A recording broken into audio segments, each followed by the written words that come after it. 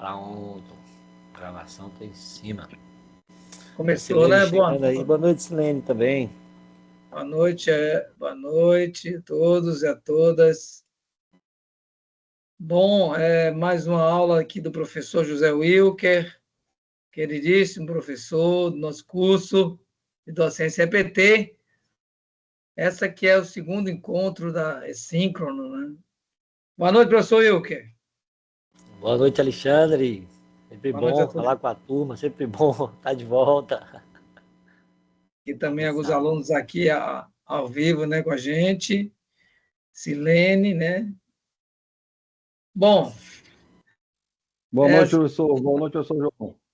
Boa noite. Boa noite, Alexandre Melo. Tudo bem, meu querido? Uma oportunidade de ouvir a Vossa Excelência aí.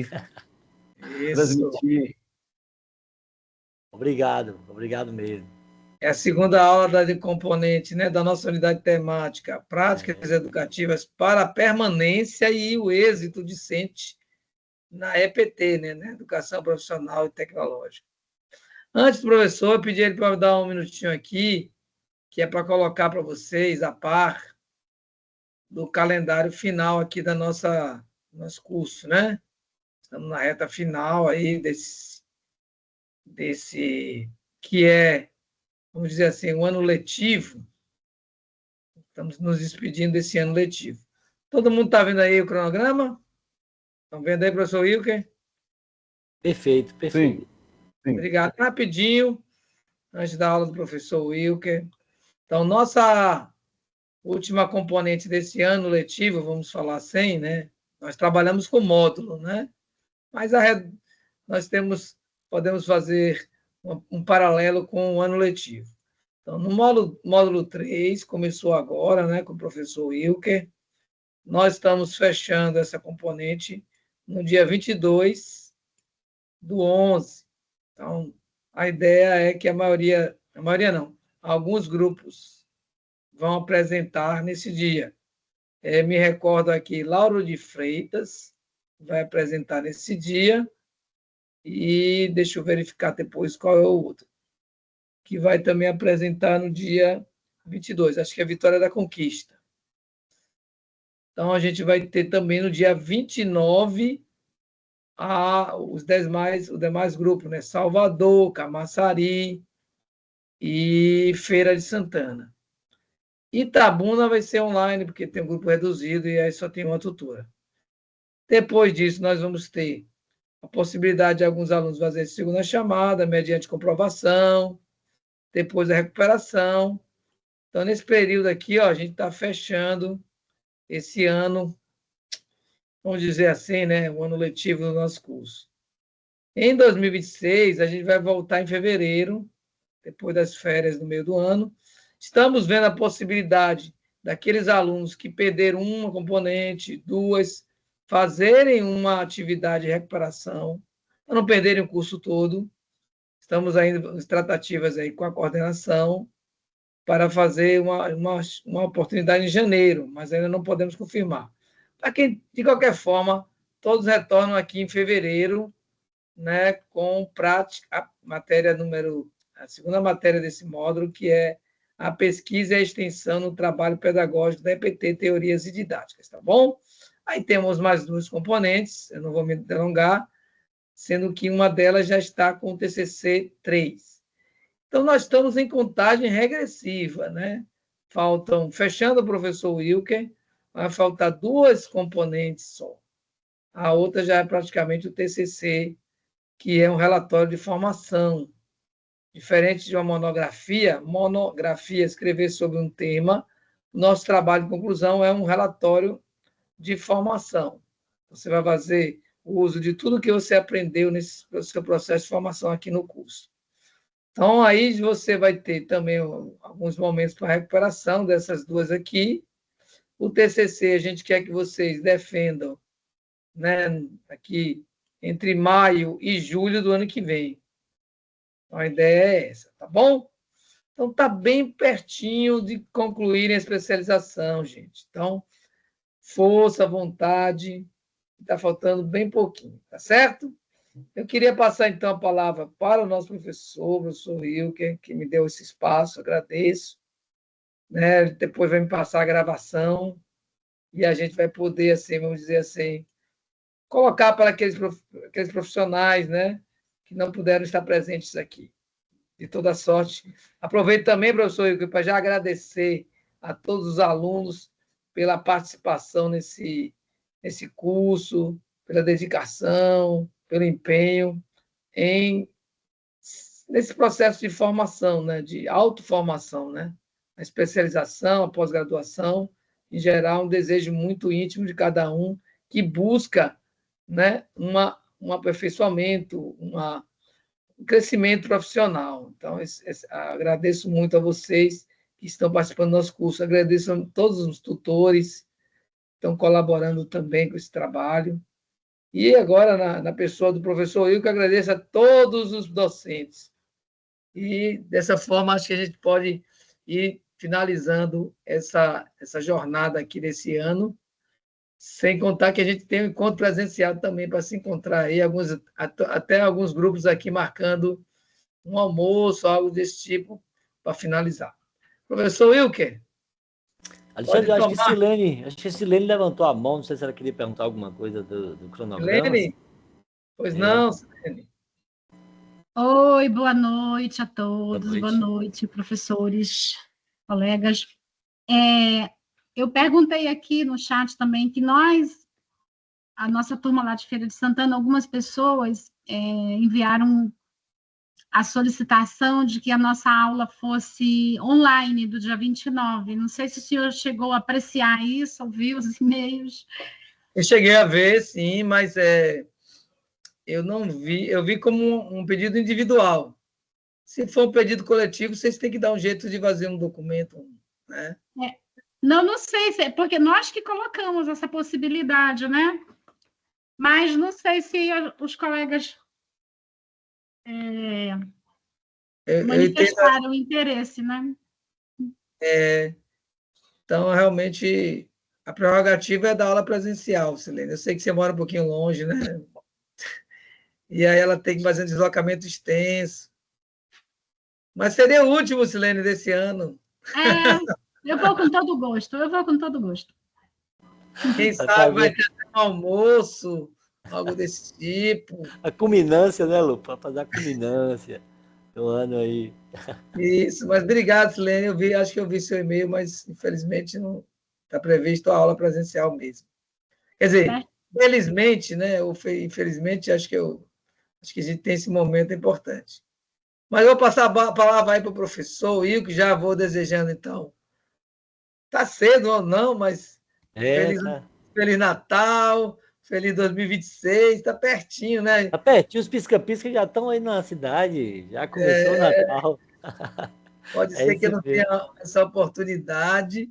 Já vou desejando a vocês assim, muita paz no coração nessa reta final do ano, que dê tudo certo, que todo mundo possa ter uma virada de ano maravilhosa e um ano de 2026 ainda melhor. Professor Wilker. Muito bom, obrigado. Obrigado, sempre bom.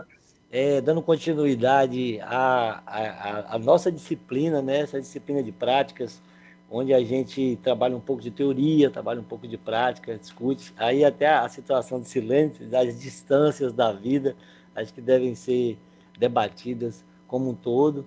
Mas é sempre um prazer dar continuidade à disciplina, mas é sempre um prazer também falar sobre permanência, né? Acho que as palavras na última aula ficou, então um resumo rápido da última aula. A gente descobriu o que era permanência, entendemos o que era o abandono, mas compreendemos que é bem melhor falar de permanência do que ficar batendo muito na tecla do abandono, daquela evasão. A palavra evasão chega a fazer mal, tem hora, de tanto ouvir, principalmente quando a gente está falando das situações que levam os estudantes a abandonarem os cursos. Então, hoje é uma aula diferente no sentido da aula anterior, no foco. O foco anterior da nossa aula, ela estava relacionada aos conceitos que tínhamos quanto ao que é permanência, tentando definir em que momento o governo federal, o governo estadual, em que momento nós descobrimos que somos peças nesse quebra-cabeça de compreender também nossa evasão, de compreender também nossa permanência. Aí vocês vão notar que as ações de permanência, elas estão incrustadas, né? Estão ligadas o tempo todo, conectadas com a nossa prática. Por isso que a disciplina propõe teorias e propõe didáticas. Seria a forma de você teorizar, mas nós já temos boa noite. Nós já temos boas teorias, né? Temos bons conceitos, vocês vão ver que não falta projeto, não falta iniciativas. E o que é que então falta? O que é que está faltando então que a gente vai descobrir sobre essa grande utopia que é falar numa permanência total? Será se existe essa permanência total? Será se existe êxito? Mesmo com a permanência do aluno, ainda existe o êxito? O que é êxito? Quando a gente diz para quem talvez terminou. Em alguns momentos a gente vai levantar. Então, o tempo todo nessa aula, a gente coloca uma frase onde a gente pensa, depois os conceitos que a gente leva a pensar como professor e a pensar como instituição também. São os nossos momentos. Estão me vendo, gente, que da última vez eu fiquei sem câmera e falei, esperar se o pessoal está aí, então é isso. Professor, estamos vendo. Que bom, obrigado. Essa é a professora doutora Alessandra Zanin, nossa doutora que preparou todo o conteúdo. Então, mais uma vez, venho mostrar aqui o rosto dela, adorei ler, não sei quem leu o material base, vai compreender essa aula aqui. Que bom, Silene, vai estar conectado nessa aula. Essa aula eu vou trazer, quando eu falar alguma coisa, alguém vai dizer, pô, eu li sobre isso, eu vi sobre isso.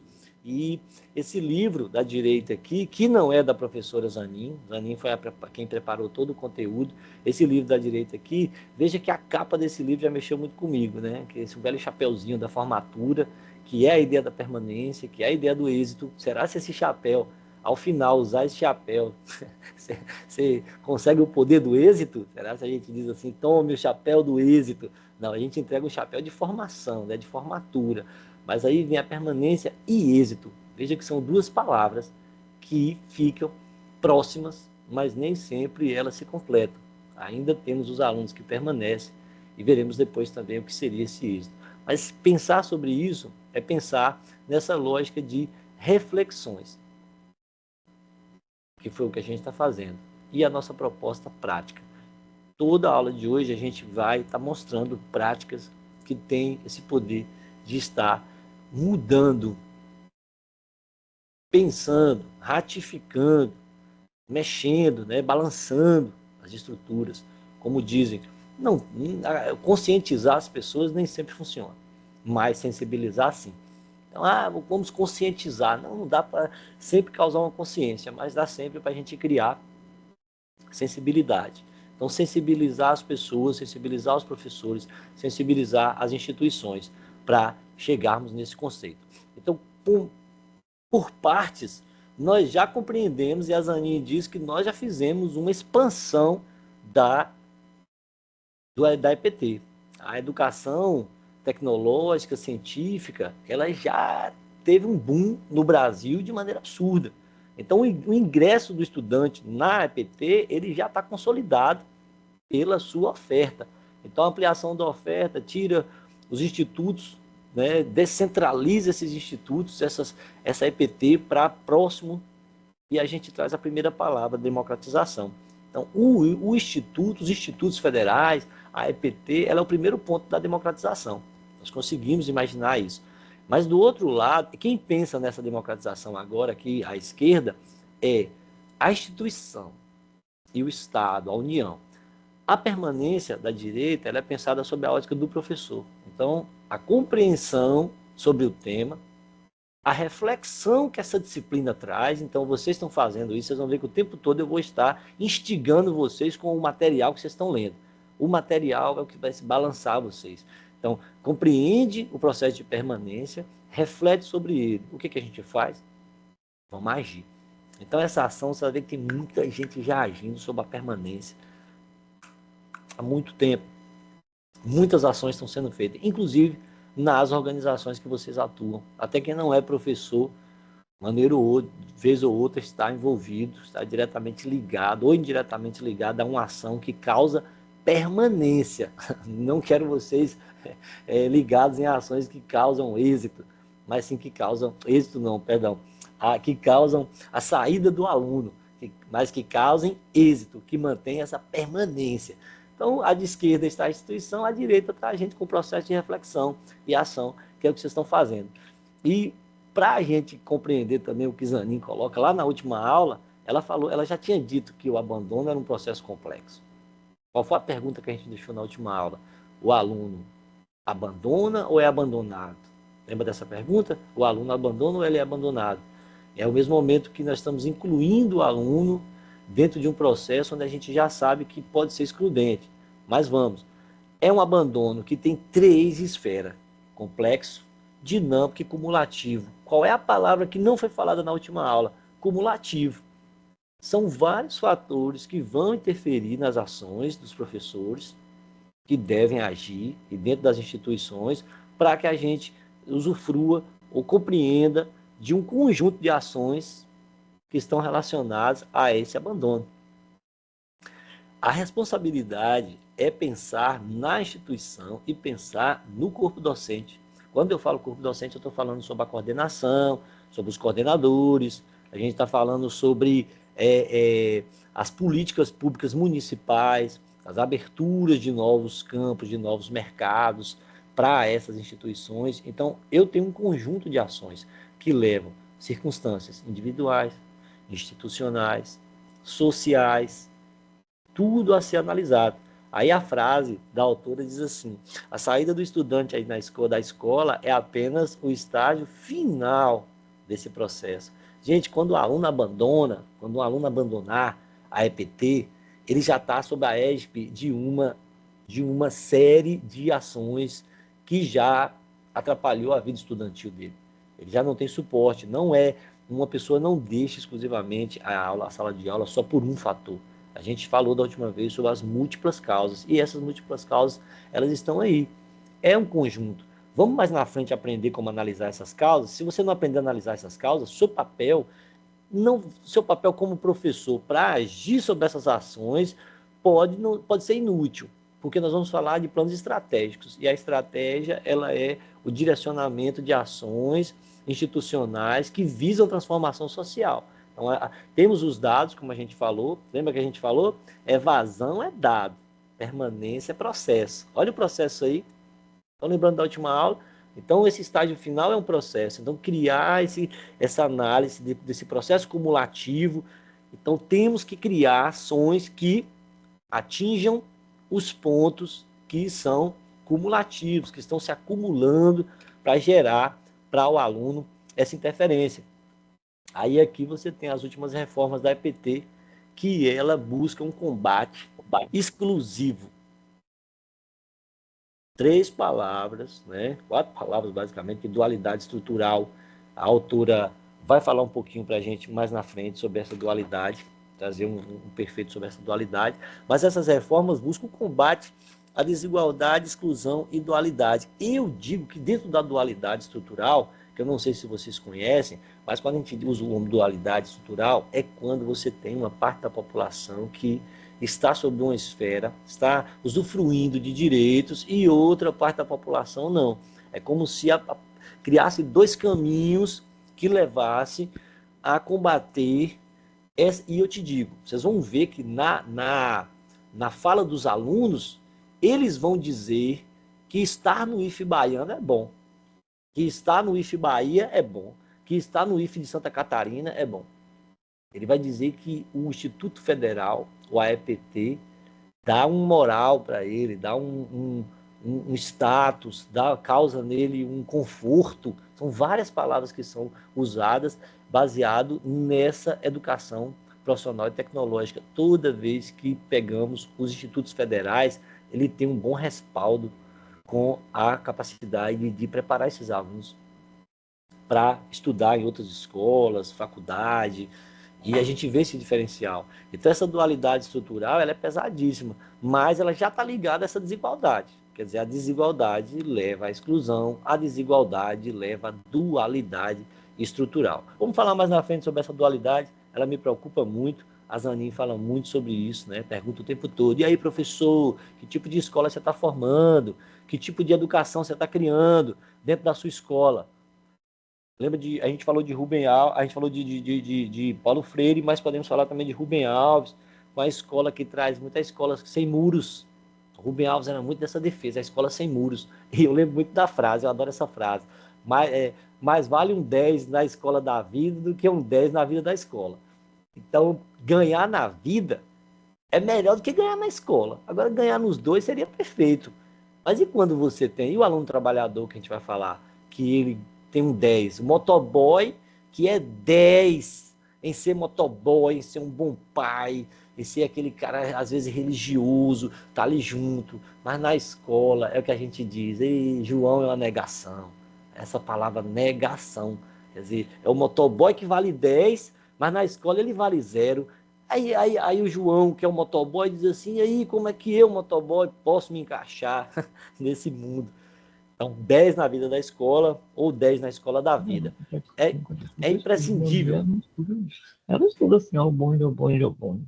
É imprescindível para a gente compreender o que é garantia. Então, garantia é garantir condições, é formar esses alunos. Agora, em que perspectiva? Uma perspectiva humana integral. Como pensar isso? Pensar que essas responsabilidades, essas experiências, esses anseios, essas dores, essas dificuldades, que vocês vão ver que a dificuldade às vezes está no professor. O professor tem o processo da dificuldade também, a gente mostrou sobre isso. E o aluno também tem uma certa dificuldade nos institutos em acompanhar a fragilidade que ele tem em acompanhar grandes conteúdos, uma quantidade de matéria. Um aluno que não passou por uma escola com como a gente diz, integral, e ele tem que ficar de manhã e à tarde naquela escola. E como pensar, como refletir sobre isso? Que perspectiva humana é essa? Quem vê essa perspectiva humana? Quem analisa essa perspectiva? A escola, a instituição, quem são essas pessoas? Por favor, Alexandre, pode falar, professor? Só complementando, professor Euker, a EPT ela também está nas escolas estaduais, né? Você tem aí vários CETEPs. Acho que é importante fazer essa ponte também. Agora, é interessante saber, né?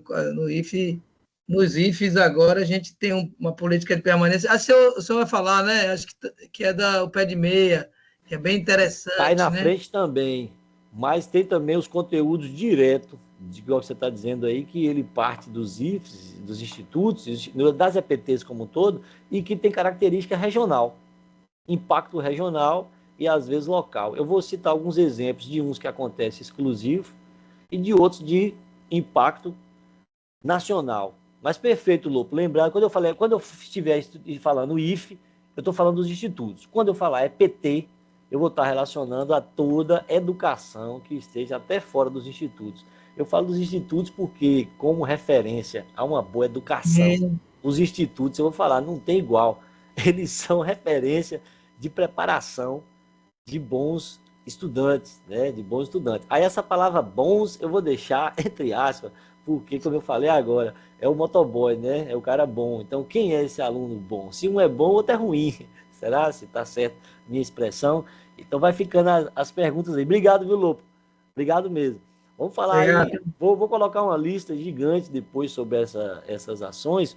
E essas ações, elas têm uma integralidade. Vamos colocar assim, elas são integrais, mas buscando às vezes, a necessidade da instituição. Ela não consegue analisar conceitos tão próximos dos estudantes. E agora eu estou trazendo um exemplo para vocês aí, para a gente entender um pouco dessas desigualdades. Eu trago uma palavra nova, pouca gente conhece, mas é a sindemia. Eu vou dar o exemplo do coronavírus, né? Eu tenho o coronavírus como divisor de águas. Para mim, o coronavírus é tipo um Sócrates. É uma coisa que dividiu o mundo, o antes e o depois. Tem os socráticos, os pré-socráticos e os pós-socráticos. Existe a pandemia, o antes do coronavírus, as pessoas que sobreviveram ao coronavírus e agora as pessoas que vêm pós o corona. Então cria essa sindemia. A sindemia é uma fusão da palavra sinergia com a ademia, né? A pandemia, a coisa de estar em todos. E essa sindemia, ela busca a ciência diz que quando duas doenças ou mais acabam se fundindo, ela causa um estrago na sociedade tão grande que vai além da doença física, ela vai além da patologia, ela causa uma patologia social, ela causa, como a gente chama nas empresas, patologia organizacional também. Então, a sindemia, quando vocês estudarem, vocês vão ver que é um termo da biologia, né? Um termo da medicina, que vai causar essa fusão de vários fatores. Por que eu estou trazendo esse exemplo? Porque, gente, quando a gente fala sobre a EPT, e nós estamos falando de um aluno que está ligado, de uma aluna que está ligada a vários fatores que pesam, é como se esse monte de fatores fossem as doenças que causariam essa sindemia. Era como se a instituição vivesse um momento de uma sindemia que vários fatores causou um quinto elemento, um sexto elemento, um elemento que ainda não estava. E o que elemento é esse? É a desigualdade, é a exclusão, é a separação, é a falta de equidade. Ela é pesadíssima, galera. Ela é forte. Quando você vai analisar, quando você analisava a pandemia, a gente tinha uma mania de analisar pela máscara, analisar pela quem tinha um ventilador. E eu falo para todo mundo, você também é daquele que acha que o seu velório ia ter muita gente na cidade? O que acontece muitas das vezes na época da pandemia? Nos tornamos um saco preto, enterrado, sem muita cultura, sem muitos... foi pesado. A pandemia foi pesada, falar assim, pô, eu tinha minha carreira todinha, tudo que eu construí, e eu saí num saco preto. Então, entendam o que eu estou falando, que ela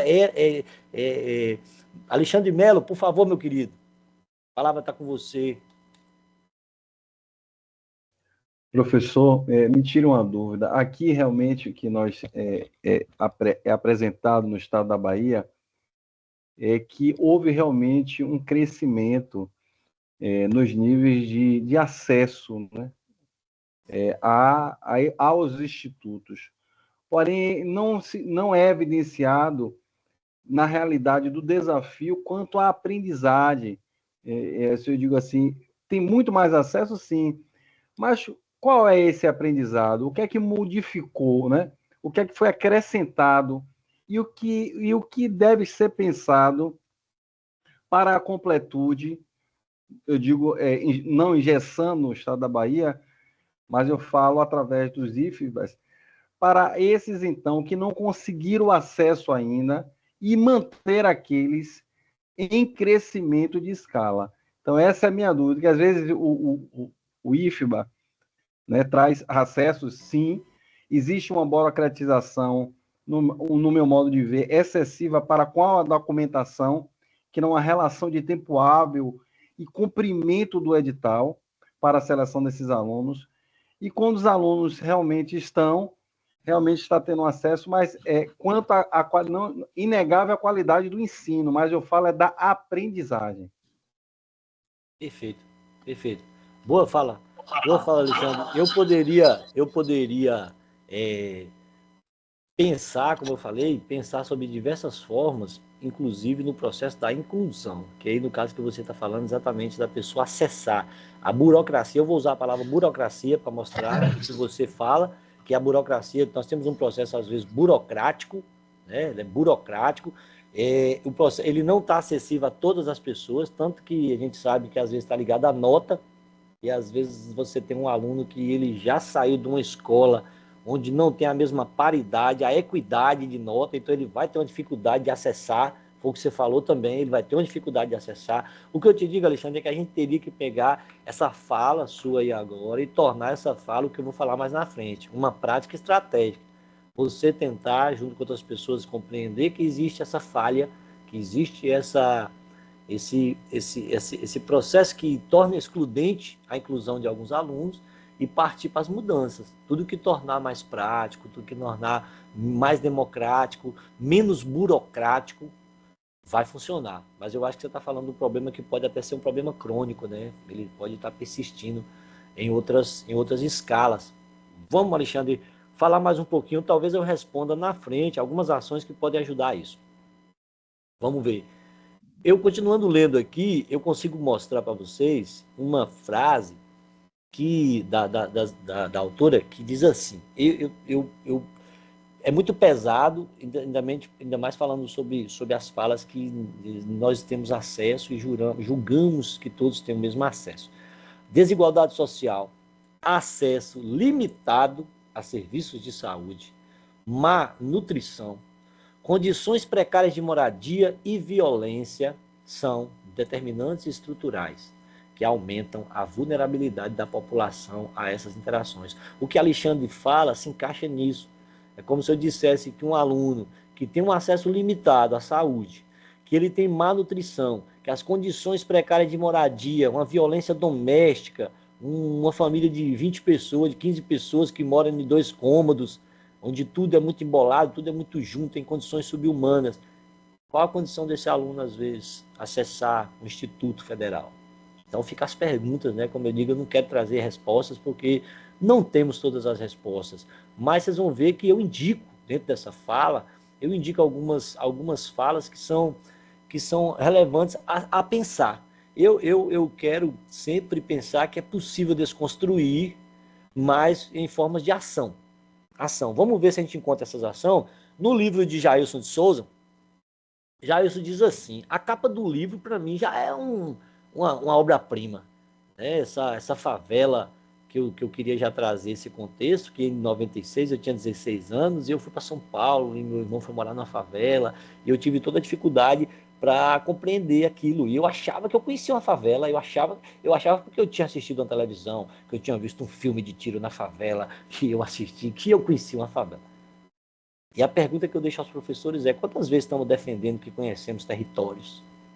E esses territórios não estão próximos de nós. Nós conhecemos de ouvir falar, conhecemos, né? É como o cara que compra uma arma e acha que a vida será como um filme de Hollywood, dê cobertura, sabe? É como imaginar que essa arma, a chance de matar o filho dele, a chance dele matar a esposa, de um feminicídio, a chance dessa arma ser roubada por um ladrão e cair em mãos erradas é muito maior. Mas eu penso, por que uns e não outros? Olha essa capa. Caminhada de jovens pobres para a universidade. É o que Alexandre falou. Se eu entro dentro de um contexto onde eu tenho diversos fatores a ser contribuídos, gente, eu não posso pensar aquele estudante que está próximo, que é de uma escola, de uma família estruturada. A gente também tem que pensar o que é família estruturada e família desestruturada, mas as condições desse aluno da universidade. Deixo esse livro como indicação para vocês, porque uns e não outros, que é a mesma pergunta da última vez que a gente fez. Abandonar, ser abandonado, estar, em que momento você se sente com um pertencimento? Outra dica que eu deixo é esse filme, é um documentário dirigido por mim. Esse documentário ele já foi lançado, ele volta a ser lançado agora na outra cidade, aqui em Guanambi, na UNEB de Guanambi, e esse filme mostra uma ação importante que é a música afro-brasileira sendo trabalhada com crianças e pessoas de um bairro periférico, um bairro difícil de entendimento social por parte do poder público. Aquela velha história, né, como a gente já comentou na última aula também, que às vezes existe um fator excludente dentro dessa própria educação, e Tambores que Educam fala um pouco disso, como esses alunos têm esse pertencimento através da musicalidade.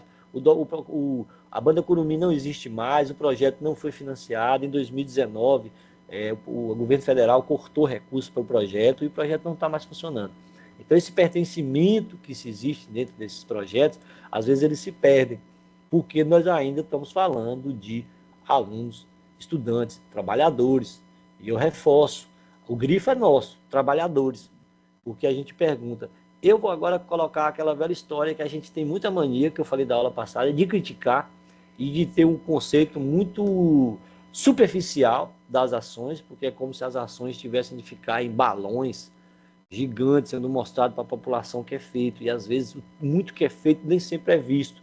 Assim como o muito que é feito também não atende ainda às necessidades mais precárias, mais difíceis da população. Então vem aquelas velhas perguntas. E aí, quais as ações sua instituição está fazendo? E você, profissional? Qual a parte que você está realizando para atender esses estudantes? Aquelas velhas ações. E nós vamos mostrar que existem diversas, centenas dessas ações sendo feitas. Podemos estar errado, e eu volto a dizer, no momento como preparamos e analisamos nosso público, para quem fazemos a educação. Qual o resultado da EPT? Alunos formados. Qual o resultado? A transformação social. Quando você coloca no mercado pessoas profissionais treinadas, esses profissionais devolvem à própria sociedade. É um balance, né? Em inglês é um equilíbrio. O equilíbrio que faz as coisas funcionarem. Mas o pensar desses alunos trabalhadores estão ligados às ações. E aí, para quem leu o material da Zanin, pode ver essas ações lá. Eu achei essas ações são bonitas e elas carecem cada uma de um estudo. Eu vou falar rapidamente sobre elas, mas vou ler, porque vocês já viram e eu acho que cabe no material poder pensar um pouquinho naquilo que você pode fazer na sua instituição. Você como professor, você que ainda vai se ingressar nesse mundo da docência, e cada fase dessa é importante. Vocês vão compreender que parece uma lista supérflua, mas é uma lista que traz o dedo na ferida. Às vezes a sua instituição deve estar sofrendo talvez uma dessas patologias, a falta de algo que seria baseado nessa análise. Aí nós temos aqui a alteração dos projetos pedagógicos, todo mundo sabe que está ligado ao currículo, para que esse currículo se adeque à instituição, os programas de assistência estudantil e de estágio, que eu vou falar na frente uma lista deles, vou mostrar para vocês, a oferta de espaço e infraestrutura, para quê, gente? Refeição, não é toda EPT que tem um espaço adequado, não é todo lugar que tem uma boa alimentação. A lista do restaurante universitário, restaurantes dentro dessas linhas de ações também, estratégia de ensino e aprendizagem. Vocês vão ver que muitos alunos deixam a EPT porque ele não consegue acompanhar os estudos. Talvez está um pouco relacionado ao que Alexandre falou. Alexandre falou muito da aprendizagem. Às vezes o aluno está lá dentro, mas não consegue aprender, não consegue assimilar. Tem a ver com isso também, Alexandre. Valorização dos conhecimentos obtidos dos alunos, o fortalecimento dos vínculos. Ó, a palavra essa aí vai para Alexandre Lopo, o coordenador do curso, né? Tem um vínculo, existe esse fortalecimento do vínculo. Eu vi que as pessoas têm muita aproximação com o Lopo, né? Um processo mais de intimidade, de aproximação, isso está ligado a esse vínculo, isso é bom, isso faz parte do acolhimento. Laboratório, com ênfase em aulas práticas, incentivo ao protagonismo. Olha que coisa interessante, a gente falou do protagonismo. E eu vou mostrar na frente que existe também uma forma de você agir sobre esse protagonismo e como agir sobre esse protagonismo. Um livro, vou deixar a indicação de um texto para isso. Aí vem a capacitação dos professores, monitorias de aula de reforço, diagnóstico, desde o início o perfil das turmas, isso é importante. Não sei se alguém já ouviu falar num projeto de apadrinhamento. Esse projeto de apadrinhamento, sabe como é que é? Aí, Lopo, já fica a dica também, né, para outros professores no futuro, é o apadrinhamento. A turma que entra, a primeira turma que entra, né, vamos supor, a turma do primeiro ano, ela é apadrinhada pela turma do terceiro ano. E fazem uma turma para apadrinhar a outra. E aí eles fazem conexões, fazem almoços, fazem festinhas, fazem encontros. E aquela velha história, o aluno já chega na instituição recebendo os anfitriões, as pessoas, isso a gente pensar no modus operandi, se a gente pensar na instituição de nível superior, se pensar em outras coisas, a gente pode sim ter turmas que sejam apadrinhadas por outros. Esse é o projeto que eles dão o nome de apadrinhamento, ainda está ligado a algumas, as turmas anfitriãs. Equipes interdisciplinares, estratégias diferenciadas para atingir esses alunos e a adaptação de metodologias que tornam as aulas mais atrativas. Queria dar uma dica para vocês, eu tenho dado essa dica para muita gente, você que é professor, você que dá aula, você que faz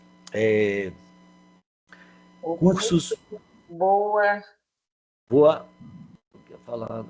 noite, Maria do Carmo. Ô, professor, desculpa, eu estou falando aqui, perdão, viu? Não, tranquila. As monitorias, a dica que eu ia dar é uma técnica chamada 7x7, para criarmos conteúdos de slide mais enxutos, minimalistas. 7x7 é que você não ultrapasse 7 pontos de um slide e que você não coloque mais do que 7 palavras por ponto, para evitar slides muito cansativos e com muita leitura. Então, a famosa 7x7. Se você colocar 7 pontos, assim, tente que de cada ponto não coloque mais do que 7 palavras, para melhor compreensão. Lembrando, esse slide ele é feito sobre a fonte de título 32 e fonte básica 26, para que tenha uma melhor visualização do aluno também. Isso impede também que você coloque textos, slides muito cansativos. Espero que a dica tenha ajudado. Mas vamos lá, vamos ouvir o que esse aluno diz para a gente? Olha o relato desse aluno. Teve alguns dias que eu me atrasei, em torno de 5 a 10 minutos. O professor chamou minha atenção. Daí eu falei, senhor professor, eu trabalho, moro longe, eu não tenho condições de todo dia chegar no mesmo horário. Ele falou, mas eu estou todo dia aqui no mesmo horário. Eu falei, lógico, você é professor. Daí ele falou, não quero esse problema nessa sala de aula. Um aluno, estudante, chegando todo dia atrasado. Como resolver essa situação? Dessa maneira que não é, mas é um ponto a ser pensado. É o seu aluno que possivelmente pode sair, é o seu aluno que possivelmente, sua aluna que possivelmente pode evadir-se do curso, que pode se afastar do curso. A Zanin coloca essa imagem também que diz assim, é mais complicado para uma menina preta continuar numa escola do nível, que é o instituto, do que uma menina branca da escola particular. E se pensarmos sob a ótica do preconceito, da ótica da exclusão, nós vemos também essa dificuldade, apesar do instituto ser um dos locais onde você consegue diminuir preconceitos, diminuir situações. E eu falo que eu sou casado com uma mulher preta, né, soteropolitana, enfermeira, uma mulher negra de classe média em Salvador, e ela nunca conseguiu fugir dos preconceitos, mesmo sendo uma mulher da classe média soteropolitana. As mesmas coisas que ela sofreu, os mesmos preconceitos, a mesma dificuldade de uma pessoa que sofre preconceito por ser negra. Então, dentro do Instituto também é algo a ser pensado. Como exemplo aqui, e nessas diminuições, que eu queria falar, como a gente comentou mais cedo, tem um programa Pertencer, que está ligado ao Instituto de Santa Catarina, e eles buscam, dentro desse projeto, que o projeto Integra IF está ligado ao projeto Pertencer, que é buscando como eu disse, essa ideia do apadrinhamento, projetos que buscam esse pertencimento, essa quebra da hegemonia, essa quebra da dificuldade de acessar, aprender, permanecer, ter êxito na EPT. Então, são muitos fatores que carregam, né, interagem disso. Agora, esse ponto é um ponto importante a ser trabalhado, que é essa palavra, queria que vocês tivessem bastante atenção nessa palavra, materialização. Ações de materialização do direito à educação. Ações materiais têm a ver com coisas físicas, pessoal. Só que nós temos dois momentos, nós temos também a simbologia, nós temos aquilo que vem com o aluno, que o aluno constrói, mas nós temos que falar muito dessas ações materiais. E essa materialização aí vai entrar agora no que o Lopo falou, sobre os projetos, né, como o Pé de Meia vai entrar agora também, que a gente vai falar, mas antes disso a gente tem que pegar essa visão, essa materialização. A gente comentou na última aula também, estrutura boa não garante permanência, estrutura boa não garante boa educação. Estrutura boa tem que ser boa porque é garantia do Estado dar estruturas boas, é garantia da União, é garantia da Prefeitura, como diz o vereador.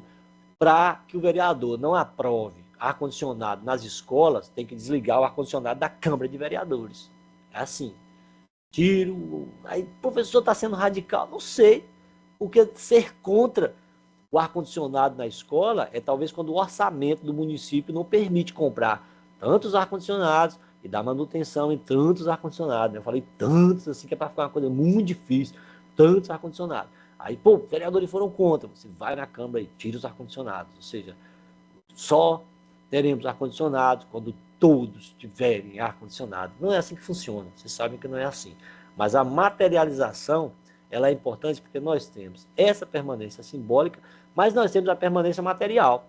A permanência material é importante para construir a estrutura que eu falei mais cedo, que o Estado, o professor, a escola tem. Do outro lado, você tem essa permanência simbólica. A fusão da permanência simbólica com a permanência material, criamos, então, um possível campo de permanência. A escola é boa, os professores são bons, capacitados, o aluno tem assistência, as coisas vão se batendo, gente. Então, chega numa hora onde você consegue ver que os múltiplos fatores estão ligados ao quê? Te levando indicadores para baixo, indicadores para cima, indicadores de permanência, indicadores de evasão. Alexandre, pode falar, querido. Meu nobre professor, eu vejo que, de fato, é preponderante, sim. Porém, eu acho que essa curva é um pouco mais abaixo, até com a relação no sentido de cidadania. Porque o direito de estudo, o direito social, que está elencado no artigo 6º da Constituição, o cidadão brasileiro ele não conhece os direitos dele. Então, para que esse então ser se torne cidadão, e ele então vá à escola e passe a compartilhar, passe a vivenciar, passe a apoiar o outro e não competir, que muitas vezes a gente vê isso, não só na instituição federal, como também na privada, mas não deixar isso adstrito do dever do Estado, porém também do dever da família. Então, essa relação tripartite que foi se afastando, e políticas vieram, continuaram a vir, e concomitante a isso, cada vez mais novos projetos, porém a base que é ser cidadão, ser conhecer, ser família, e ser escola, ser instituto, conjuntamente. Eu acho que esse alinhamento é que cada vez mais se distancia. Então, eu acho que os projetos, sim, eu acho que é necessário entender os plurianuais e essa administração pública também tem que ter sido trazida para a escola e entender o que é ato de cidadania quando você exerce o poder diante da urna, fiscalizar, entender o que é legislativo, o que é executivo, qual é a harmonia dos poderes, mas, porém, se não tiver a máxima de se reconhecer como cidadão e se reconhecer como família institucional, família mesmo de berço, de família de pai, de mãe, e essa desestrutura familiar, a qual era necessário alicerçar de forma tripartite com as escolas, com os institutos. Então, essa realmente, para mim, é a perda substancial para todos os outros projetos, no meu modo de entender isso. Muito bom, Alexandre. Eu gostei de sua fala também, nesse sentido da simbologia. Ser cidadão, se sentir cidadão, é simbólico, né? Amar a nação, simbólico. Esses sentimentos de pertencimento, da capacidade de votar, tudo isso que você falou, está muito ligado à questão simbólica mesmo. E o que o texto traz também, que culmina na sua fala, é que essas duas permanências se fundem. É como se eu tivesse um livro, como se eu quisesse te dar a ideia de que você compreendesse o artigo 6º, mas não te dou a Constituição para ler, nem te ensino a ler a Constituição, sabe? Está muito ligado ao que você fala mesmo. É como se eu estou te dando condições de estudar, mas não vi quais as suas condições físicas persistentes. Quando você falou família, me mexeu muito comigo, porque veja que o entendimento nosso aí de autoestima, apoio pedagógico, tudo está ligado a essa simbologia. Mas, quando a gente falar desses fatores, mais na frente eu vou citar a ideia da família, a família é um dos fatores que faz com que o aluno deixe a instituição também. Agora, a família também, pegando a sua fala, é a instituição, vou botar instituição, para a gente pegar que são várias instituições. E essa família é uma instituição, que ela é grande, né? Ela vai também ser responsável pela sua permanência. Então, você vê essa foto no meio mesmo dessa mãe arrumando o filho, essa imagem é linda, né? A imagem toda me comove, mexe comigo, porque a crença dessa transformação que Alexandre falou da cidadania, ela vem desses fatores. Agora, gente, pega do lado esquerdo, fatores subjetivos. O que esses fatores subjetivos levam? Às condições objetivas. Por isso que eu digo que, primeiro, você tem que ter condições materiais, o Estado, a União e os municípios têm que dar condições materiais para que as famílias, a sociedade, quando a gente fala sociedade é uma coisa grande, né, assim, mas as famílias compreendem esse papel de inclusão, estar incluída dentro desse perfil de troca. Quando a gente falar aqui algumas, mais uns dois, um relato, não é bem um relato, mas as ações que levaram os alunos a abandonarem, está sempre relacionado a conceitos que também tem a família no centro. A palavra em negrito, que é o grifo nosso, é prevenção aí. Eu não gosto muito de ler slide, mas eu estou lendo slide aqui com você, que são bem curtinhos também. Mas o caminho para fortalecer a permanência estudantil está na prevenção. Essa prevenção vai fazer com que o Estado, União, prefeituras, escola, docentes, coordenação, pensem a antecipação do pior, que a gente já sabe o que é o pior, o abandono, a exclusão, a saída desse aluno completa ou em partes de algo que danificaria o que seria o objetivo da EPT, formar esse cidadão. Então, antecipar ações ou até acabar com a exclusão. É utópico? É utópico, mas existe uma prevenção. A Rosimeire Dori e Ana Luque traz um pouco disso no material. Em alguns contextos, é como se estivesse pensando no que a instituição consegue. Veja aí, também vai entrar na fala de Alexandre, agora, viu, Alexandre?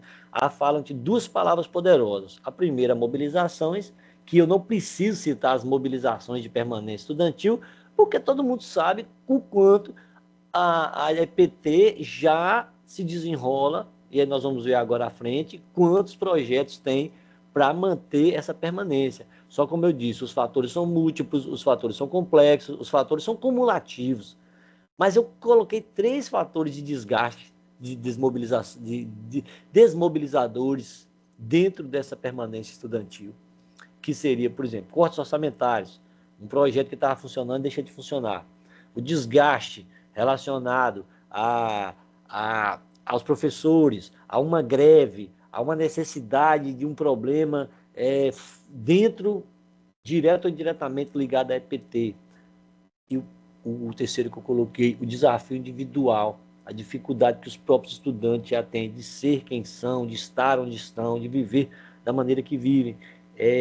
Eu falo que sempre nós criamos desnecessariamente desmobilizações para nossos estudantes.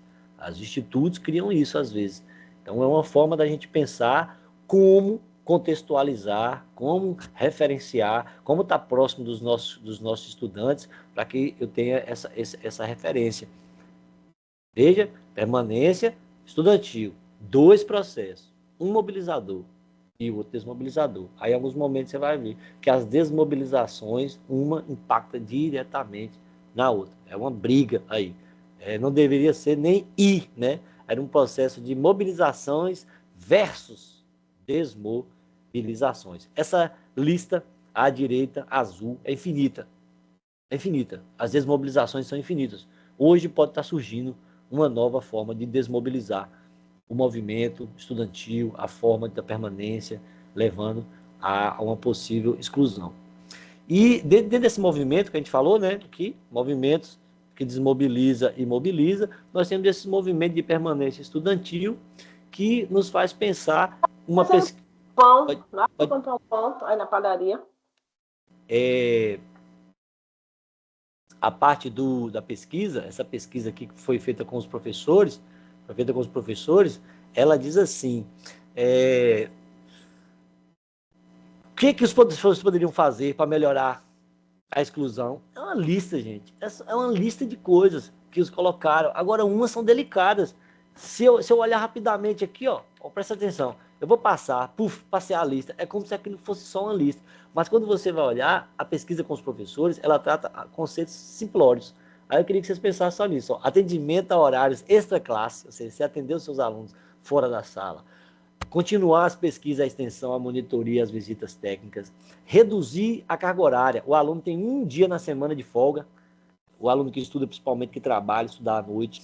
Isso aqui eu estou dando como exemplos, né? Exemplos de redução de carga horária que já acontece na EPT. Reestruturação de projetos pedagógicos, já falei. Projetos de nivelamento, que os alunos têm muita dificuldade de acompanhar. Como o Alexandre falou, o aluno ingressa, mas não consegue acompanhar, não aprende, porque a base dele também não foi, talvez, tão preparada, né, tão bem feita assim. A busca ativa por esses estudantes que desistiram, ações de acolhimento. Agora eu vou botar uma lista dessas ações de acolhimento. E, gente, as estruturas físicas dos lugares, como a gente falou, o pertencimento material.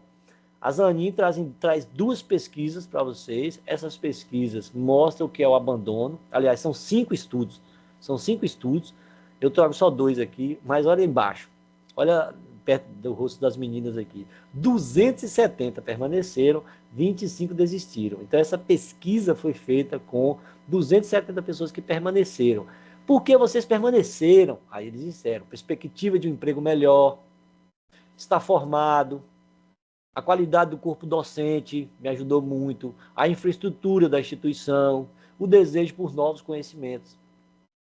Isso foi o que levaram os alunos a permanecerem. Eu não quero nem ler o que fizeram esses alunos desistirem, porque eu estou chovendo no molhado.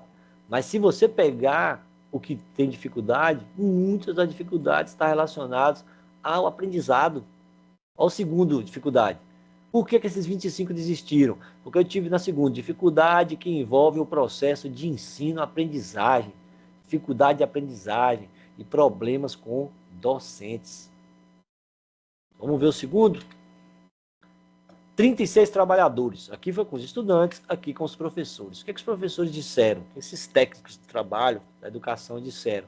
Eles disseram que para os alunos desistirem, eles têm dificuldade de aprendizagem, eles têm que conciliar trabalho e estudo, e eles têm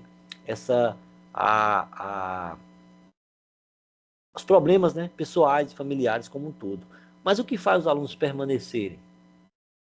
Fora tudo que a gente já falou. Ele diz que, mesma coisa, busca por uma melhoria de trabalho, eles acham que vão mudar a vida com a EPT.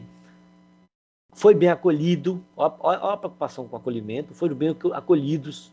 Gente, acolher calouro é muito importante, a primeira impressão é a que fica, e não é à toa que criaram esse lema, não. É importantíssimo acolher, principalmente nos primeiros momentos da EPT, o gosto e a identificação com a área do curso e benefícios oriundos da assistência estudantil, que é o que a gente quer falar. Agora, entra na parte aí onde Alexandre falou, que eu queria ligar aos programas e projetos ligados a isso. Então, vocês vão ver agora que todos os projetos têm um pé, direto ou indiretamente, apesar de ser pé de meia, tem um pé, direto ou indiretamente, ligado na permanência dos alunos. Bora falar sobre eles? Bolsa Família, todo mundo já sabe, divisão de renda, né? Programa de aquisição de alimentos, comprar o alimento na comunidade, poder fazer com que a merenda tenha alimentos voltados para a comunidade, ampliar a oferta de alimentos para esses programas, auxílios emergenciais, né, como o auxílio emergencial na época da Covid, outros auxílios emergenciais que são liberados nas enchentes, e assim vai.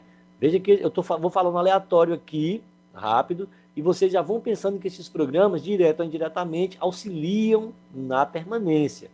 Veja que eles não são feitos exclusivamente para a permanência, mas eles auxiliam na permanência.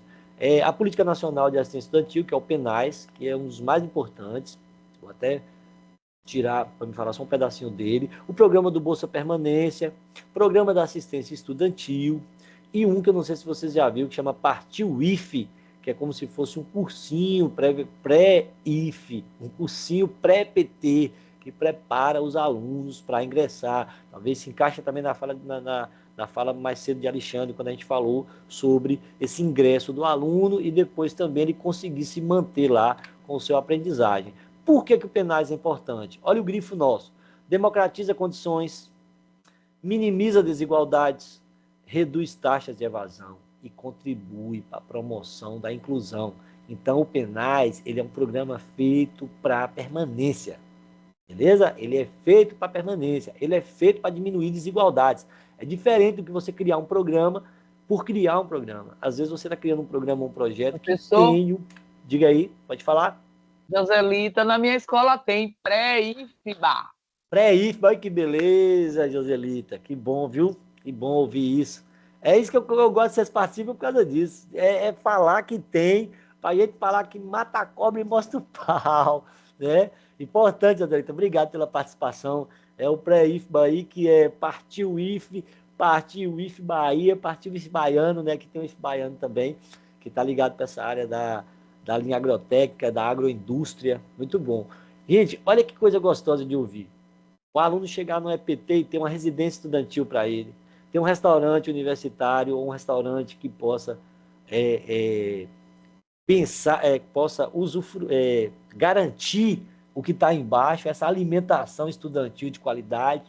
O programa Pé de Meia, que faz com que o estudante armazene até mais de R$ 9.000, né? Ele pode sacar uns R$ 3.000, 2.000 e pouco para ele gastar, mas faz uma poupança para ele, esse pé de meia. Veja que o que eu estou falando aqui são coisas materiais. Veja que um programa pé de meia é material, mas ele cria um pertencimento subjetivo, é um pertencimento simbólico, ajuda ele. Então veja que a simbologia e a parte prática, a parte estrutural se funde. O auxílio transporte, garantir com que os alunos também cheguem nessa ideia. A saúde mental, a saúde bucal, a saúde da mulher, a qualidade de vida no trabalho. É como a gente pudesse pensar que o SUS conversa junto com as instituições federais. E na pergunta, o relatório, só para vocês acharem que a gente está bombando, o relatório da TCU em 2024 destrinchou os institutos federais, né, a EPT, e ele encontrou muita coisa fora do normal. E é preocupante, porque é como se cresceu, né, a expansão e a interiorização aqui diz que cresceu além, né, desorganizado, não estava tão grande, os recursos financeiros insuficientes em algumas partes, a falta de pessoal e equipe multiprofissional, não condizia, a infraestrutura deficiente, lacunas no transporte escolar, plano estratégico inadequado. 2024 foi ano passado, galera. Então a gente está ainda em condições de crescimento, de funcionamento e desenvolvimento. Por isso que eu digo, as múltiplas causas da aula passada foi sobre o que leva o aluno a desistir. Mas as múltiplas causas e relações relacionadas aos professores e relacionadas às instituições. E aí a pergunta fica aos institutos federais. Os institutos e a EPT, eu estou colocando institutos federais aqui como uma pergunta, mas é a EPT como um todo. Os institutos federais, a sua escola, a sua organização, ela conhece os alunos que se ingressam? Quais as condições de vida desses estudantes? Para, então, pensar nesse planejamento. Essa pergunta é essencial, conhecer a fundo essa comunidade para que a gente possa agir. Então, só embaixo você consegue planejar e implementar essas práticas, porque elas estariam ligadas à realidade dos alunos. Lembra do motoboy que eu falei? O motoboy pode estar sofrendo essa identidade, essa dificuldade de pertencimento. O que a gente ainda vive, o que a autora chama de autoritarismo escolar, dificulta esse autoritarismo escolar. Ele não é do aluno, do professor, né? É como a escola, a instituição, a própria EPT, ela não consegue sistematizar seus motivadores. Então leva ao fracasso, leva ao adoecimento, ao sofrimento estudantil. Esse autoritarismo, ele é muito profundo, porque ele leva ao que a Cássia chama de inclusão excludente. Você coloca um aluno para estudar, mas você não tem a condição de mantê-lo e de dar êxito a esse estudante. Isso é preocupante. Esse documento, esse texto da Cássia que está aqui, mexeu demais comigo. Ela fala muito sobre essa dualidade estrutural e torna isso. Será que não estamos criando uma inclusão que ao mesmo tempo exclui? Ou se essa inclusão é integral? As velhas estratégias de acolhimento, fazer um acolhimento humanizado, ter vínculos sociais afetivos, certo? Ter empatia, ter rede de cuidados, ter trabalhos ligados, conectar o estudante em todas as suas formas, é acolher, é a palavra de acolher. como acolher esse aluno e garantir o que o que a EPT garante. Será se no documento do MEC está isso aí, ó, reafirmar o papel social da EPT de assegurar a inclusão dos sujeitos historicamente alijados, promovendo o diálogo próximo da realidade local e regional. Quem são esses sujeitos historicamente alijados que estão excluídos, que estão longe? Fazer com que eles se encaixem dentro dessa diversidade. Aí tem diversidade de valor, de respeito, oportunidade, sabe? Representatividade. Olha que palavra bonita. A gente tem condições de trabalhar essa diversidade, esse pertencimento. São N ações que podem ser desenvolvidas e elas devem ser pensadas de diversas formas. Mas eu digo que eu acho que funciona. Eu acho que os planos estratégicos de permanência e êxito funcionam. Então, qual o momento em que vocês pensam em agir sobre as disciplinas de vocês, nas escolas de vocês, na EPT como um todo? Analisar como um todo o perfil do seu estudante e pensar naquilo que você age. Será, se não é uma utopia, viver a utopia da permanência? A utopia, esse sonho de sonhar, e às vezes nem saber se vai chegar, se a gente vai alcançar. Então, a utopia da 100% de permanência, eu acredito que é utópico.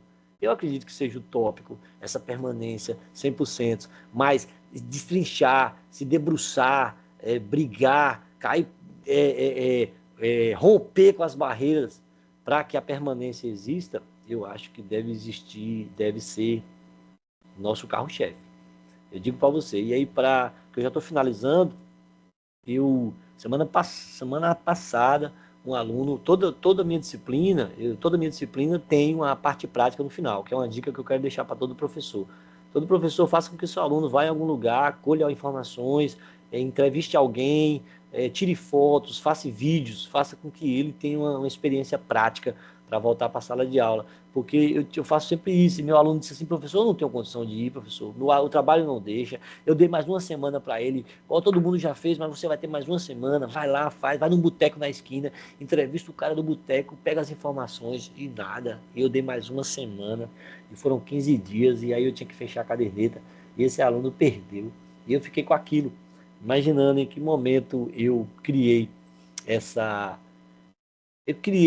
separação, né? Fiz com que um aluno perdesse de ano, porque eu não mudei minha forma de avaliar. Eu simplesmente não fui democrático, eu dei para ele uma avaliação, um tipo de avaliação que era prática, ele não pôde, o trabalho não pôde, e ele simplesmente se perdeu, né? Dentro da disciplina disso.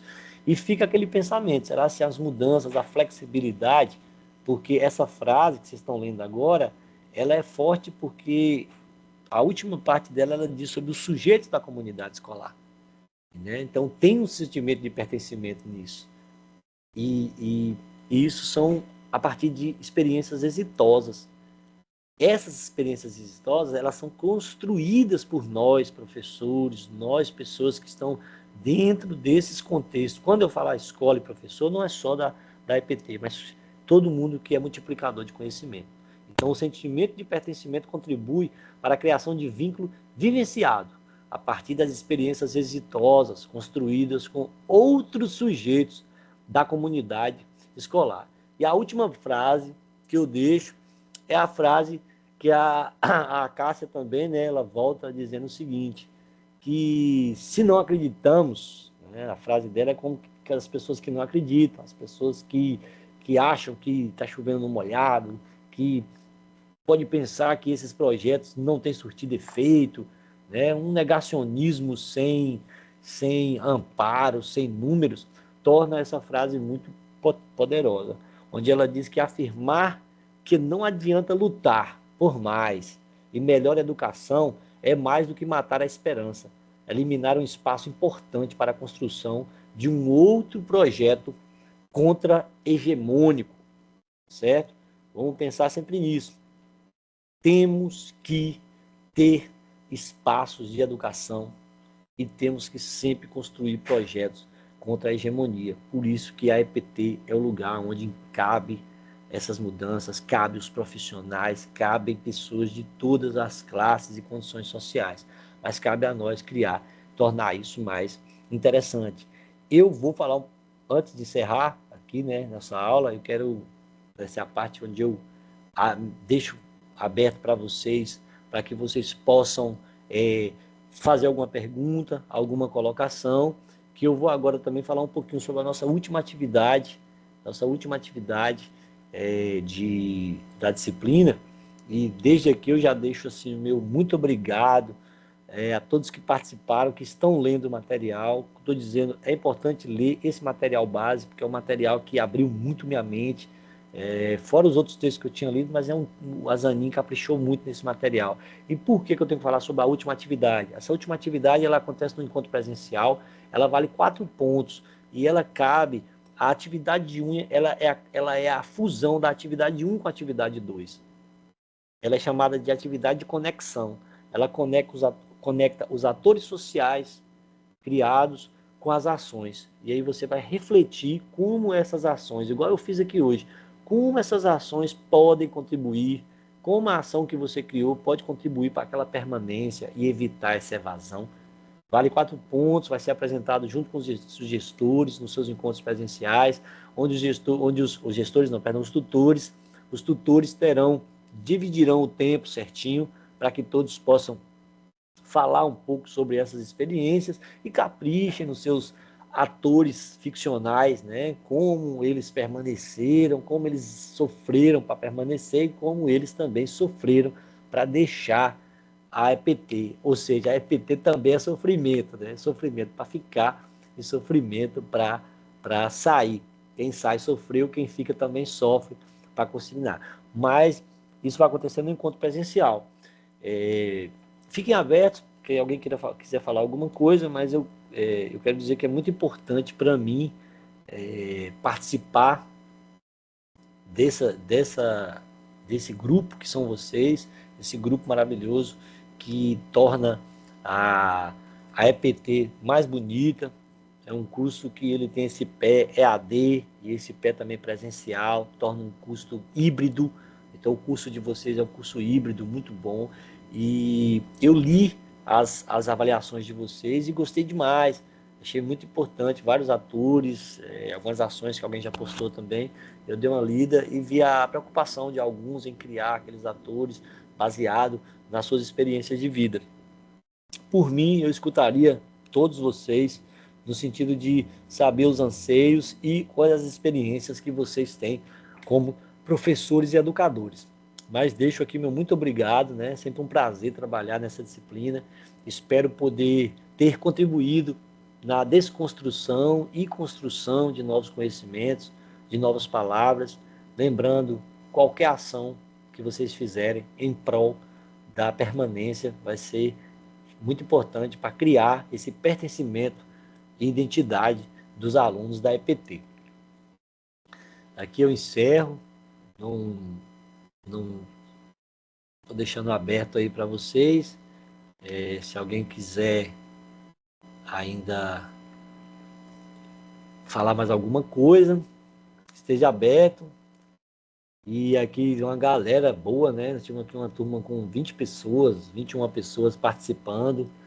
Os Alexandres, a Silene, sempre aí. Joselita participou também, Maria do Carmo, Renivalda, Graziele, Carla. É sempre bom citar esses nomes. Laura Gabriele, Gilvane, o Elton, a Fernanda Aragão, o Marcelo Fábio, a Ilma, tá vendo como é que vocês são uma família gigante? Jonei, Cláudia, José, Elda, Gilmara, Cristiano. Por isso, Lupo, que eles têm que realmente participar dos encontros presenciais para criar intimidade, criar vínculos, conhecer as experiências e usufruir disso. Eu só tenho a agradecer vocês, né? Como diz, vocês são muito mais bonitos pessoalmente do que pelo Instagram. Então, se ajuntem mais e digam, e para piorar, não sejam mentirosos, como na pandemia nós fomos. Na pandemia a gente dizia assim: ei, Lopo, quando terminar a pandemia nós vamos fazer um churrasco.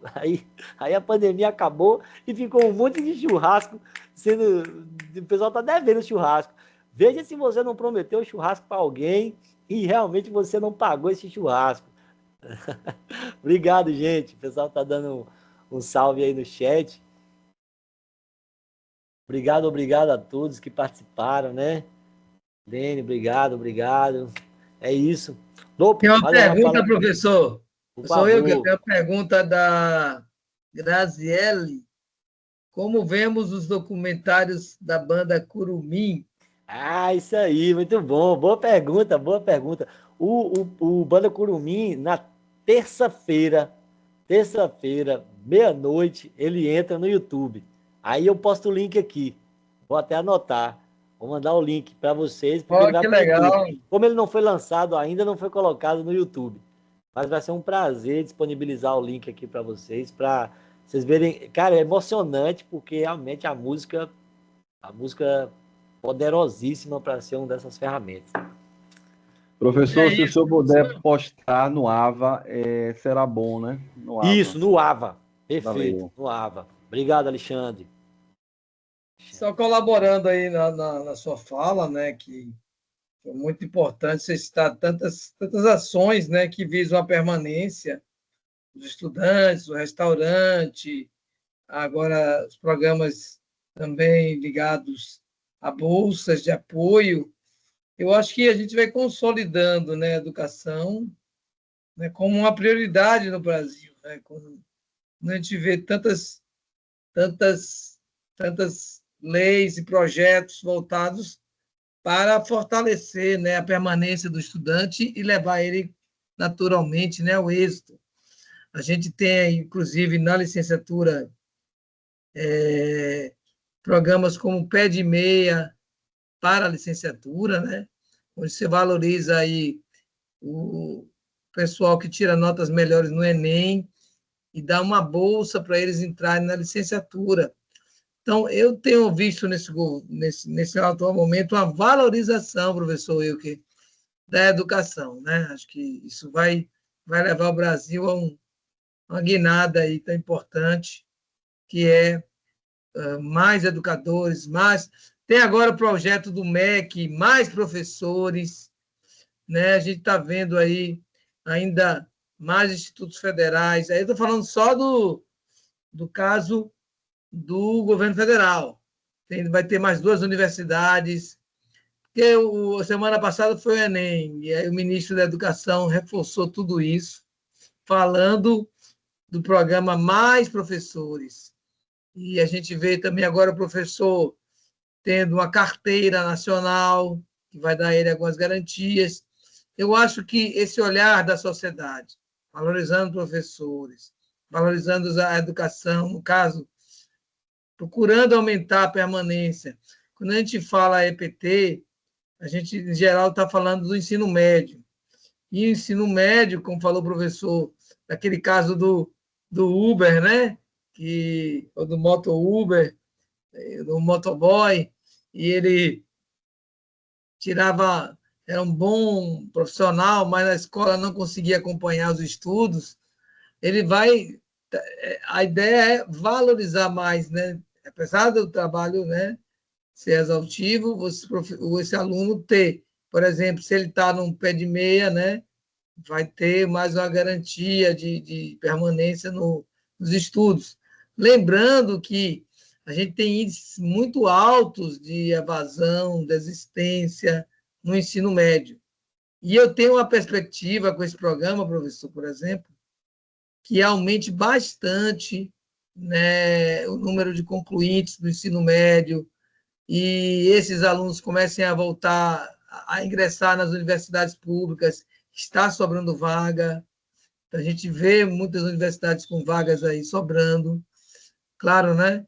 A gente vai ter problemas aí de formação, mas, em si, ele vai continuar estudando, e isso é muito valioso. Acho que para uma sociedade que a gente tinha 10% da população há 10, 15 anos atrás com curso superior, né?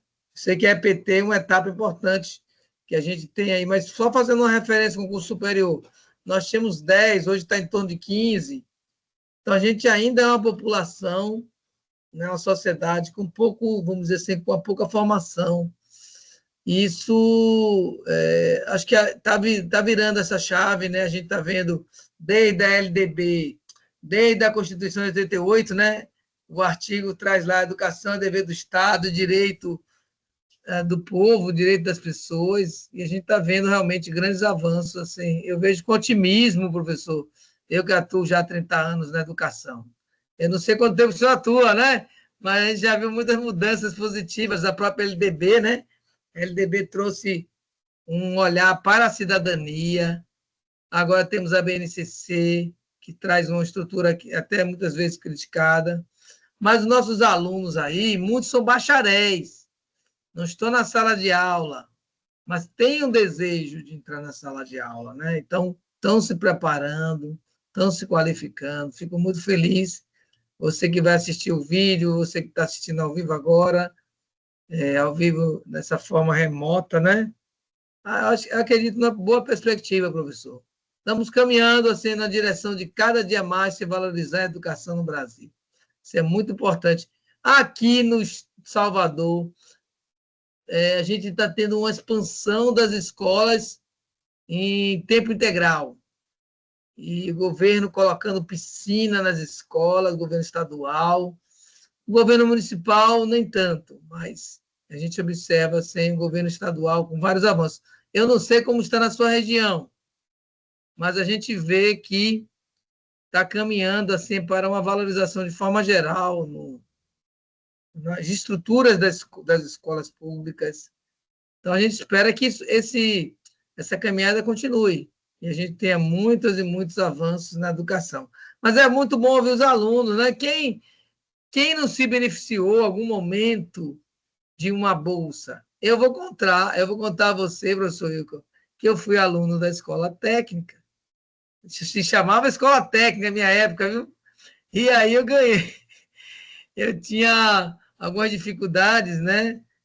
E eu fui no setor de assistência social, contei minha história. E eles, você vai ser bolsista de trabalho. Aí eu cumpria uma jornada, acho que de 10, 12 horas, num setor de audiovisual da escola técnica. E eu cumpria aquela carga horária, ajudando lá na questão. É tipo um cinema, uma sala de vídeo, né? E aí eu colocava os vídeos, colocava o som para funcionar. Foi uma experiência interessante. Era setor de comunicação também, a gente fazia alguns cartazes. Então, tudo isso vai contribuindo, como o senhor falou, para a permanência do aluno, essa recepção ao aluno. O aluno é visto com importância. Então, acho que isso tudo pode trazer um resultado mais à frente, a gente consiga superar a nossa violência no nosso país, né? Está aí as facções, aí, os índices estão aumentando, o número de facções. Então, a gente fica muito perplexo, né? Apesar de a luta para uma sociedade melhor, a gente vê um país movido aí, muitas vezes, por um aumento das facções do narcotráfico, né? O dinheiro fácil que vem das drogas. Mas é isso, vamos lutando, né? Nós fazendo nossa parte, professor Wilker. Muito obrigado. Eu falei demais, eu queria ver se alguém fala alguma coisa a mais. E, é claro, se eu explicar essa última atividade, que pode ocorrer no dia 22. 22 é Lauro e Conquista. 29, Salvador, Camaçari, Feira e Itabuna Online. Então, você que está assistindo aqui agora e que vai assistir depois o vídeo, lembrando a vocês que o encontro presencial é o último. Depois só vai ter mais 2. Olha aí, estamos pertinho do nosso fim do curso. Começamos há 1 ano atrás, professor, praticamente. É um curso de 18 meses. Repassou. É isso. Só agradecer também, Lô. Deve investir em educação nunca é demais. Esse é o lema. Todo valor investido em educação nunca é demais. E o reflexo disso é essa turma, que a gente tenta depois, no final, você como coordenador, ver o índice de evasão ou abandono, que tem que ser quase zero. A gente tentar fazer com que a disciplina surta efeito dentro desse próprio curso, né? Que é esse curso aí. Verdade, é verdade. Fique à vontade para falar da última atividade, professor. Então, eu já comentei com eles mais cedo sobre essa atividade e aguardar, né? Aguardar eles no encontro presencial tentando fazer essa conexão, tentando externalizar, que eu acho que é a parte mais legal, é poder externalizar. É umas aulas que são virtuais, a gente não tem muito tempo, às vezes, de debate, mas o debate, ele vem a partir, talvez, desse contato entre vários professores, que eu sei que a turma é bem mista, né? Tem professores de todas as áreas e pessoas que ainda nem estão na docência e estão se preparando para ela. Como eu disse, Bacharéis. os bacharéis, o valor de 4 pontos, e ela marca assim, finaliza com a chave de ouro, como pensar essa disciplina e essa prática final de transformação. A gente acredita que vocês serão vias de acesso para essa mudança. Melo, pode falar. Ligue a câmera uma vez, pelo menos. O professor conhecê-lo. Sim, claro. Vamos Professor conhecê-lo, né, professor? Alexandre Melo. Meu nobre professor, boa noite. Eu não olhei o barema. Salve, salve. Junto, salve, tamo junto. Não olhei o barema. Essa última atividade pode ser em dupla, pode ser, ou é individual? A última atividade ficou individual, a segunda ficou em dupla. Mas aquela história. Eu não queria também que, se duas pessoas quiserem fazer junto, não vai ser essa norma que vai excluir, não, entendeu? Se você achar um companheiro e desejar fazer, é interessante que ambos, no encontro presencial, consiga dialogar sobre esse tema. Mas não é uma. Pronto. O senhor está autorizando a ser em dupla, é isso? Estou autorizando para o pessoal que for para o encontro presencial, sim. Forem juntos, por favor. Duas cabeças pensando e dialogando, com certeza podem fazer. Mas se não duas pessoas de lugar diferente, eu acho que talvez não bateria. Sim, presencial, então o senhor permite que a gente efetue em dupla? Permito sim. Pronto, ótimo, então. Obrigado, professor. Valeu, querido. Alexandre, você se apresente aí. Você trabalha com o quê? Pronto. Eu sou jurista, eu sou formado inicialmente em Educação Física pela UXAL. Lecionei, né, dei aulas laborais, natação, vôlei e atletismo. Depois migrei para Publicidade e Propaganda e lá permaneci um tempo, né, fazendo um link com a atividade de academia que tinha e atividade esportiva de luta, de contato. E eu tentei buscar na publicidade algo que poderia alavancar o meu negócio, e que naquela época eu só era mais mesmo, não tinha ainda um personal trainer na minha época, eu tive que sair daqui para o Rio de Janeiro para fazer uma pós-graduação em Fisiologia do Exercício, e eu fazia recuperação muscular de atleta, e dentro desse caminho eu montei uma academia, comecei a trazer pessoas, atletas, e fazer corridas, e preparar para cursos e times de futebol, mas o direito me chamou para que eu tivesse uma formação jurídica, tivesse uma amplitude de conhecimento, não só da cidadania, né? E a cidadania me marcou muito pelo contexto, né? Que eu comecei a perceber. E nos órgãos públicos que trabalhei, participando de ação social, de juizados de menores, e a própria penitenciária Lemos Brito, eu fui agente penitenciário por um tempo também, fui presidente de sindicância disciplinar lá, através do direito, e esses contrastes me levaram à monitoria no curso de Direito, passei a ser monitor, e despertou a relação de ter a docência, de transmitir, de ser um facilitador dos contextos, né, da doutrina, e surgiu a oportunidade na EPT de eu começar a entender um pouco, e aí migrei para a neurociência, comecei a fazer um curso de neuroeducação, e aí trazer outras formas lúdicas de transmitir o conteúdo, né?